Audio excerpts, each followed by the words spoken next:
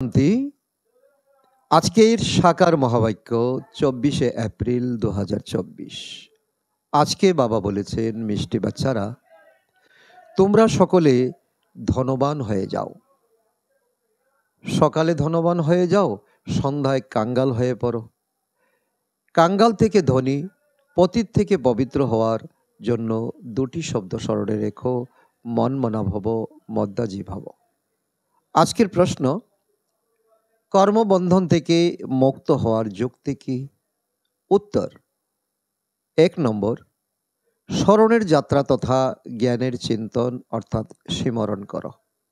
2, একের সঙ্গে যেন সর্বসম্বন্ধ থাকে, অন্য কারোর প্রতি যেন বুদ্ধি না চলে যায়।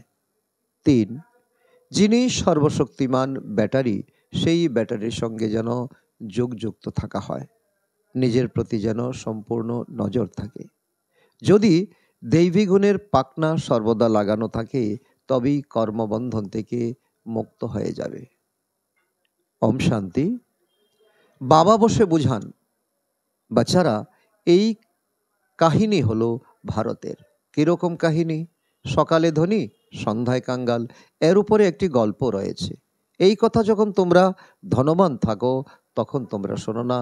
কাঙ্গাল আর ধনীর কথা তোমরা এই সঙ্গম যুগে শোনো। এই কথা হৃদয়ে অর্থাৎ মনে ধারণ করতে হবে। ভক্তি সর্বদাই কাঙ্গাল বানায়, আর জ্ঞান ধনবান বানিয়ে দেয়। দিন আর রাতও হয় অসীম জগতের। কাঙ্গাল আর ধনীও অসীম জগতেরই কথা, আর যিনি তৈরি করেন তিনিও অসীম জগতের পিতা। সমস্ত পতিতাত্মাদের পবিত্র বানানোর ব্যাটারি কিন্তু সেই একই। এমন এমন টোটকা যদি স্মরণে রাখো, তাহলে খুশিতে থাকবে, নেশাতে থাকবে। বাবা বলেন, বাচ্চারা, তোমরা সকালে ধনবান হয়ে যাও, আবার সন্ধ্যায় কাঙ্গাল হয়ে পড়ো। কিভাবে হও? তাও বাবাই বলে দেন। মন মনা ভব, মদ্দাজি ভব, এই হলো দুটি যুক্তি অর্থাৎ মত। এও বাচ্চারা জানে যে এ হলো পুরুষোত্তম সঙ্গম যোগ। তোমরা যারাই এখানে বসে রয়েছ, এই গ্যারান্টি রয়েছে যে তোমরা স্বর্গে ধনশালী অবশ্যই হবে, পুরুষার্থের নম্বর ক্রমানুসারে। স্কুলেও এমনটাই হয়। ক্লাসে নম্বরের ক্রমানুসারে ট্রান্সফার হয়ে যায়, পরীক্ষা সম্পূর্ণ হয়ে গেলে আবার নম্বরের ক্রমানুসারে গিয়ে বসে। ওটা হলো পার্থিব জগতের অর্থাৎ হদের কথা। এটা হলো অসীম জগতের কথা। নম্বরের ক্রমানুসারে রুদ্র মালায় যায়। মালা বা বৃক্ষ অর্থাৎ সৃষ্টিরূপী বৃক্ষ এই সময় তোমরা অনুভব করতে পারছো। বীজ তো বৃক্ষেরই হয়। পরমাত্মা হলেন মনুষ্য সৃষ্টির বীজরূপ। বাচ্চারা এটা জানে যে বৃক্ষের বৃদ্ধি কিভাবে হয়, আর তা পুরানো কিভাবে হয়। পূর্বে তোমরা একথা জানতে না, তোমরা ভক্তি করতে। বাবাই এসে বুঝিয়েছেন। এখন এ হলো পুরুষোত্তম সঙ্গম যুগ, যখন তোমরা ব্রাহ্মণ হয়েছ। এখন বাচ্চারা তোমাদের পুরুষার্থ করতে হবে, দৈবী গুণের পাখনাও ধারণ করতে হবে, নিজের প্রতিও সম্পূর্ণ নজর দিতে হবে। স্মরণের যাত্রার দ্বারাই তোমরা পবিত্র হবে, আর অন্য কোনো উপায় নেই। বাবা, যিনি সর্বশক্তিমান ব্যাটারি, তার সঙ্গে যোগসূত্র স্থাপন করতে হবে। তার ব্যাটারি কখনো ডিসচার্জ হয় না। তিনি শত রজ তমতে আসেন না, কারণ তার তো সর্বদাই কর্মাতীত অবস্থা। তিনি পিতা পরমাত্মা, তিনি সর্বশক্তিমান। বাচ্চারা, তোমরা কর্মবন্ধনে আসো। বন্ধন কত দৃঢ়! এই কর্মবন্ধন থেকে মুক্ত হওয়ার একটি উপায় রয়েছে, স্মরণের যাত্রা। এছাড়া আর কোনো অন্য উপায় নেই। যেমন এ হলো জ্ঞান, এও হাড়কে নরম করে। এমনিতে তো ভক্তিতেও নরম করে দেয়। লোকে বলে, এ তো বেচারা ধার্মিক লোক, এর মধ্যে প্রতারণার ভাবনা ইত্যাদি কিছু নেই। কিন্তু ভক্তদের মধ্যেও প্রতারক হয়। বাবা হলেন অনুভবী। আত্মা শরীরের দ্বারা কাজকর্ম করে, তাই এই জন্মের সব কিছু তার স্মৃতিতে আসে। 4-5 বছর বয়স থেকেই নিজের জীবন কাহিনী স্মরণে থাকার কথা। কেউ তো আবার 10-20 বছরের কথাও ভুলে যায়। জন্ম জন্মান্তরের নাম রূপ তো স্মরণে থাকতে পারে না। এক জন্মের কথা কিছু কিছু বলতে পারে, ফটো ইত্যাদি রেখে দেয়। দ্বিতীয় জন্মের কথা তো কেউ জানতেই পারে না। প্রত্যেকটি আত্মা ভিন্ন ভিন্ন নাম, রূপ, দেশ, কাল অনুযায়ী তার পার্ট অর্থাৎ ভূমিকা পালন করে। নাম রূপ সবই পরিবর্তিত হতে থাকে। প্রত্যেক জন্মেই তার নাম রূপ পরিবর্তন হয়। বুদ্ধিতে একথা থাকে যে আত্মা এক শরীর ত্যাগ করে অন্য শরীর ধারণ করে, তাহলে অবশ্যই 84 জন্মে 84টি নাম, 84 জন পিতাও হবে। পরিশেষে সম্বন্ধ আবার তমপ্রধান হয়ে যায়। এই সময় যত সম্বন্ধ তৈরি হয় তত আর কখনই হয় না। কলিযুগী সম্বন্ধকে বন্ধনই মনে করা উচিত। কত কত বাচ্চা হয়, তারপর বিবাহ করে আবার সন্তানাদির জন্ম দেয়। এই সময় সর্বাপেক্ষা বেশি বন্ধন হলো চাচা, মামা, কাকার। যত বেশি সম্বন্ধ তত বেশি বন্ধন। খবরের কাগজে বেরিয়েছিল 5টি সন্তান একসাথে জন্ম নিয়েছে আর 5 জনই সুস্থ রয়েছে। হিসাব করো যে কত বেশি করে সম্বন্ধ তৈরি হয়ে যায়। এ হলো কাটার জঙ্গল, এই কলিযুগী দুনিয়া। এই সময় তোমাদের সম্বন্ধ সবচেয়ে কম। শুধুমাত্র এক পিতার সঙ্গেই সর্বসম্বন্ধ। দ্বিতীয় আর কারোর সঙ্গে তোমাদের বুদ্ধিযোগ নেই, সেই একজন ব্যতীত। শতযুগে আবার এর থেকে বেশি হবে। এখন তোমাদের জন্ম হলো হিরেতুল্য জন্ম। হাইয়েস্ট বাবা এখনই বাচ্চাদেরকে অ্যাডাপ্ট করেন, তোমাদেরকে ব্রাহ্মণ তৈরি করেন, তোমাদেরকে এই সময় ঈশ্বরীয় জ্ঞান প্রদান করেন। অবিনাশী উত্তরাধিকার প্রাপ্ত করার জন্য জীবিত অবস্থায় বাবার কোলে যাওয়া, সে তো এখনই হয় এই সঙ্গম যুগে। তোমরা এমন পিতার কোলে শরণ নিয়েছ যার থেকে তোমরা উত্তরাধিকার পাও। তোমাদের ব্রাহ্মণদের থেকে উচ্চ আর কেউই হয় না। সকলের যোগ একজনের সাথে রয়েছে। তোমাদের পরস্পরের মধ্যে কোনো সম্বন্ধ নেই। ভাই বোনের সম্বন্ধ পতনের দিকে নিয়ে যায়, কারণ এটা হলো কলিযুগ। সম্বন্ধ একের সাথে হওয়া উচিত। এ হলো নতুন বিষয়, অর্থাৎ নতুন কথা। পবিত্র হয়ে ফিরে যেতে হবে। এই সময় পিতা পরমাত্মা তোমাদেরকে লায়ক তৈরি করছেন। এমনভাবে বিচার সাগর মন্থন করলে তোমাদের অনেক ঔজ্জ্বল্য আসবে। সত্যযুগে চাকচক্য আর কলিযুগে চাকচিক্যের মধ্যে রাত দিনের পার্থক্য। ভক্তিমার্গের সময়েই হয় রাবণ রাজ্য 2500 বৎসর। পরিশেষে বিজ্ঞানেরও কত অহংকার বৃদ্ধি পায়। তারা যেন সত্যযুগের সঙ্গে প্রতিযোগিতা নামে টেক্কা দিতে চায়। এক কন্যা সমাচার লিখেছে। আমি প্রশ্ন জিজ্ঞাসা করেছিলাম যে স্বর্গে রয়েছ না নরকে? তখন 4-5 জন বলেছে যে স্বর্গে। বাড়ি, মহল, ধন ইত্যাদি আছে, তো আমরা স্বর্গেই আছি। বুদ্ধিতেই রাত দিনের পার্থক্য হয়ে যায়। কেউ কেউ মনে করে আমরা নরকে রয়েছি। তখন তাদের বোঝাতে হয় যে স্বর্গবাসী হতে চাও, তাহলে এই ঈশ্বরীয় পাঠ ধারণ করো। স্বর্গ কে স্থাপন করে? এসব হলো অতি মিষ্টি মধুর বিষয়, স্পিরিচুয়াল শিক্ষা। তোমরা নোট করতে থাকো, কিন্তু সেই নোট খাতাতেই রয়ে যায়, সঠিক সময়ে স্মরণে আসে না। এখন অপবিত্র থেকে পবিত্র বানান পরমপিতা পরমাত্মা। তিনি বলেন মামেকম স্মরণ করো, তবেই পাপ ভস্ম হয়ে যাবে। স্মরণের দ্বারা কিছু তো প্রাপ্তি হবে, তাই না? স্মরণের পদ্ধতিও এখনই ইমর্জ রয়েছে। স্মরণের দ্বারাই তোমরা কত উচ্চ স্বচ্ছ হয়ে যাও।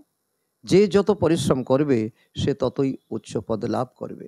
বাবাকেও জিজ্ঞাসা করতে পারো। দুনিয়ায় তো সম্পর্ক আর সম্পত্তির জন্য শুধু ঝগড়া, ঝামেলা, মারপিট হতেই থাকে। এখানে তো অন্য কোনো সম্বন্ধ নেই, তোমাদের কোনো লোভ লালসা নেই। এক বাবা আর অন্য কেউই নয়। বাবা হলেন অসীম জগতের মালিক। এ তো অতি সহজ কথা। ওইদিকে স্বর্গ আর এই দিকে নরক। নরকবাসী ভালো নাকি স্বর্গবাসী ভালো?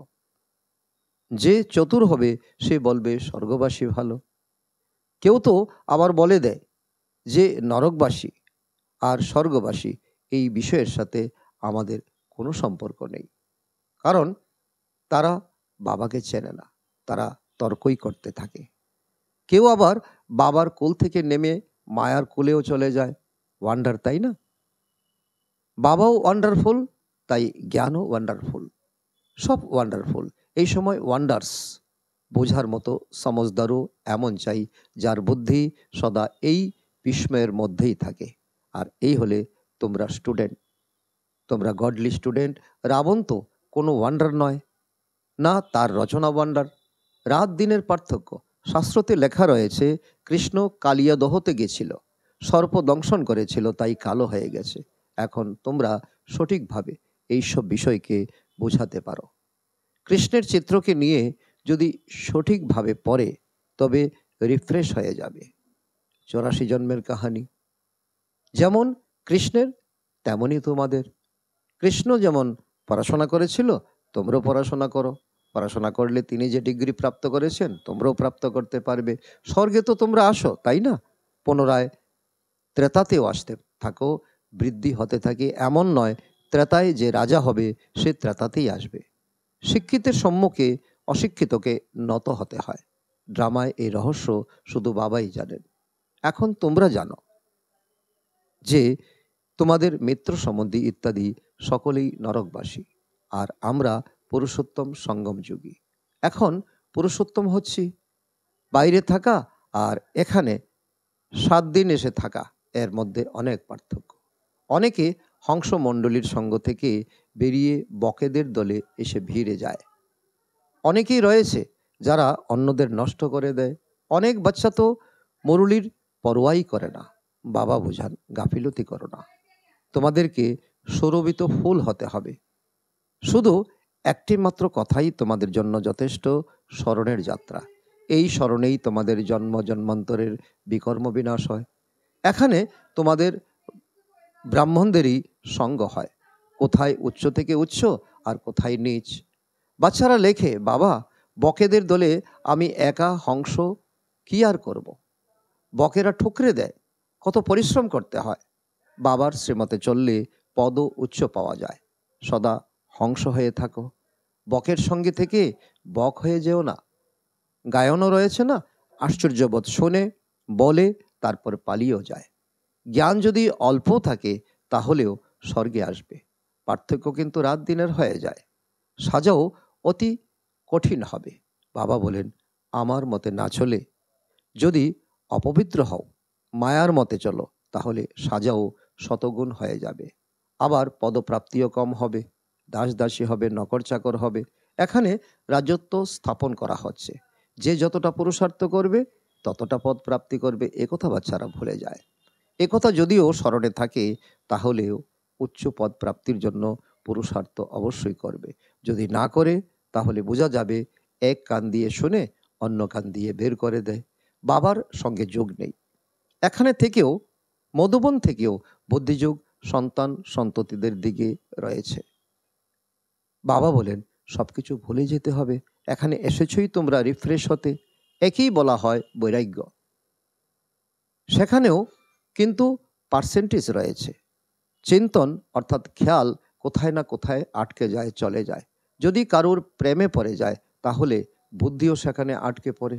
বাবা রোজ বোঝান, এই চোখ দিয়ে যা কিছু দেখো সেই সবই বিনাশ হয়ে যাবে। তোমাদের বুদ্ধিযোগ যেন নতুন দুনিয়ার সঙ্গে যুক্ত থাকে, আর অসীম জগতের সঙ্গে সম্বন্ধযুক্ত যারা বুদ্ধির যোগ তাদের সাথেই রাখতে হবে। এই প্রেমিক হলেন ওয়ান্ডারফুল। ভক্তিতেও গাওয়া হয় না যে তুমি যখন আসবে তখন আমরা তোমাকে ছাড়া আর কাউকে স্মরণ করব না। এখন আমি এসেছি, আমি ব্রহ্মার শরীরে এসেছি তোমাদের স্পিরিচুয়াল নলেজ শোনানোর জন্য। তাই এখন তোমাদের বুদ্ধিযোগকে সব দিক থেকে সরিয়ে ফেলতে হবে, তাই না? এই সব কিছু মাটিতে মিশে যাবে। যেমন এখন তোমাদের বুদ্ধিযোগ মাটির সাথে রয়েছে। যদি আমার সঙ্গে অর্থাৎ বাবার সঙ্গে বুদ্ধির যোগ থাকে তাহলে মালিক হয়ে যাবে। বাবা কত সমজদার বানায়। তোমরা করিতুল্য ছিলে, এখন বাবা তোমাদের হিরে তুল্য বানাচ্ছেন। মানুষ জানে না যে ভক্তি কি আর জ্ঞান কি। এখন তোমরা জ্ঞান পেয়েছ না, তাই তোমরা ভক্তিকেও বুঝতে পেরেছো। এখন তোমাদের ফিলিং হয় যে ভক্তিতে কত দুঃখ রয়েছে। মানুষ ভক্তি করে আর নিজেকে অত্যন্ত সুখী মনে করে, আবার এও বলে যে ভগবান এসে ফল দেবে, ভক্তির ফল দেবে। কাকে আর কিভাবে ফল দেবে সেসব কিছুই বুঝতে পারে না। এখন তোমরা জেনেছ যে বাবা ভক্তির ফল দিতে এসেছেন, ব্রহ্মার শরীরে প্রবেশ করেছেন, বিশ্বের রাজধানীর ফল যে পিতার থেকে পাওয়া যায়। সেই পিতা যেমন ডাইরেকশন দেন সেই মতেই চলতে হবে। একই বলে উচ্চ থেকে উচ্চ মত অর্থাৎ শ্রীমত, সকলেই তো মত পায়। কেউ আবার চলতে পারে, কেউ চলতে পারে না। অসীম জগতের বাদশাহী স্থাপিত হচ্ছে। তোমরা পুরুষার্থ করো, পুরুষার্থ করে উচ্চ পদ প্রাপ্ত করো। তোমরা এখন বুঝো যে আমরা কি ছিলাম আর এখন আমাদের কি অবস্থা হয়েছে। মায়া একদম শেষ করে দেয়। এ তো যেন মৃতদের দুনিয়া। ভক্তিমার্গে তোমরা যা কিছু শুনতে, সেই সব কিছুকেই সত্য সত্য বলতে। এটা ছিল তোমাদের অজ্ঞানতা। কিন্তু তোমরা জানো যে সত্য কথা তো একমাত্র বাবাই শোনান। এমন বাবাকে অবশ্যই স্মরণ করা উচিত। এখানে যদি কোনো বাইরের ব্যক্তি বসে থাকে তাহলে সে তো কিছুই বুঝতে পারবে না। তারা বলবে, না, না জানি এসব কি শোনায়। সমগ্র দুনিয়া বলে যে পরমাত্মা সর্বব্যাপী, আর এরা বলে যে তিনি আমাদের পিতা। কাল নাড়িয়ে নানা বলতে থাকে, আর তোমাদের অন্তর থেকে হা হা নির্গত হয়। দেখো রাত দিনের পার্থক্য, তাই নতুন কাউকে এখানে অ্যালাউ করা হয় না। আচ্ছা, মিষ্টি মিষ্টি হারানে দিই বাচ্চাদের প্রতি মাতা পিতা বাপ দাদার স্মরণে স্নেহসমন আর সুপ্রভাত। আত্মাদের পিতা তার আত্মারূপী বাচ্চাদের জানাচ্ছে নমস্কার। আমরা আত্মারূপী সন্তানরা আমাদের মাতা পিতা বাপদাদাকে জানাই স্মরণের স্নেহসমন এবং সুপ্রভাত নমস্কার। ধারণার জন্য মুখ্য সার। 1 নম্বর, সুরভিত ফুল হওয়ার জন্য সঙ্গ নির্বাচনে অত্যন্ত সাবধান হতে হবে। হংস মণ্ডলীর সঙ্গ করতে হবে, হংস হয়ে থাকতে হবে। মুরলীর বিষয়ে কখনো ব্যাপরোয়া হয় না, গাফিলতি করো না। নাম্বার 2, কর্মবন্ধন থেকে মুক্ত হওয়ার জন্য সঙ্গম যুগে নিজের সর্বসম্বন্ধ এক বাবার সাথে যুক্ত রাখতে হবে। পরস্পরের মধ্যে যেন কোনো সম্বন্ধ না রাখা হয়। প্রেমের বশে কোনো পার্থিব জগতের সম্বন্ধে যেন বুদ্ধিযোগ আটকে না যায়। এককেই স্মরণ করতে হবে।